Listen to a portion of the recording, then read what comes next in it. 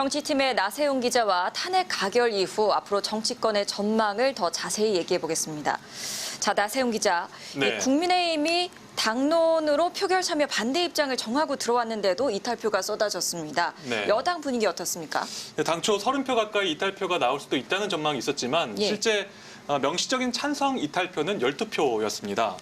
예상보다 친한계 결집력이 약한 것 아니냐는 분석도 나오고 반대로 기권 무효표를 포함하면 20표 넘게 나왔기 때문에 친윤계의 탄핵 반대 명분이 그만큼 약하다는 평가도 나옵니다. 일단 정해진 당론을 거슬러서 탄핵 찬성을 고수한 한동훈 대표가 책임지고 사퇴해야 한다는 요구가 빗발쳤습니다. 한 책임당원 모임은 한동훈 대표는 당의 배신자라면서 물러나야 한다고 입장을 발표했고요.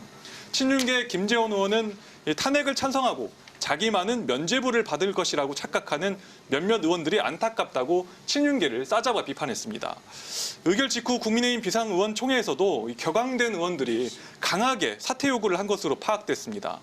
한동훈 대표는 그럼에도 집권여당 대표로서 민주주의를 지키고 직무를 수행하겠다고 사퇴할 뜻이 없음을 분명히 했습니다.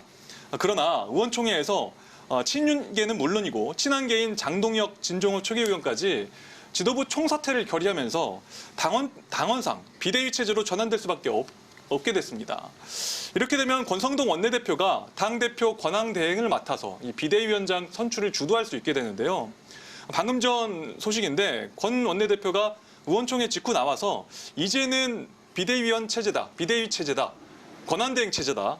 그러면서 한동훈 대표가 현명한 결정을 할 것이다. 이렇게 선언했습니다. 원내대표인 한동훈 대표는 만약 이렇게 당직이 사라지면 국회에서 세를 모으기 어려워지고요. 당장 윤 대통령의 출당과 제명 논의도 힘을 잃을 것으로 보입니다. 8년 전 박근혜 대통령 탄핵 때 국민의힘의 전신인 새누리당은 다시 친박근혜계 원내대표를 선출하면서 극심한 내부 혼란에 빠졌습니다. 권성동 원내대표가 바로 당시에 탄핵 참정파로서 탈당한 뒤에 바른정당으로 옮겼다가 복당한 전력이 있습니다. 친윤계도 모두 그때처럼 당이 분열해서는 안 된다고 보고 있고 하지만 조기 대선까지 염두에 둔 이 갈등이 쉽게 봉합될 것 같지는 않습니다. 예.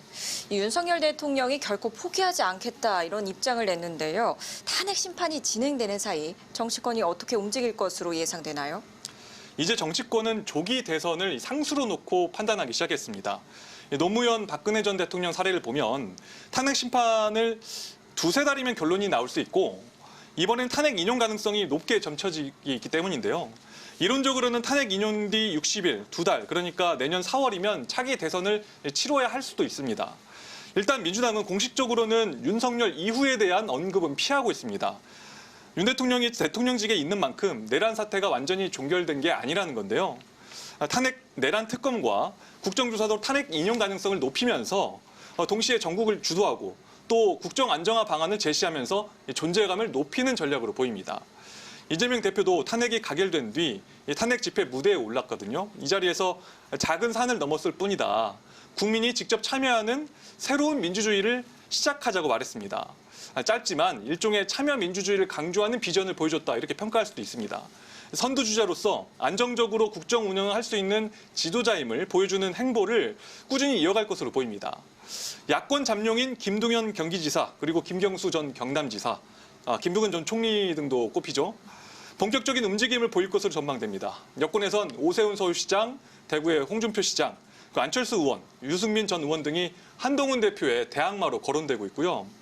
윤석열 대통령 탄핵에 대한 입장은 모두 엇갈렸던 만큼 이 탄핵 찬반을 중심으로 이합 집산이 추진될 수도 있습니다. 예, 여기까지 듣겠습니다. 나세훈 기자 고맙습니다.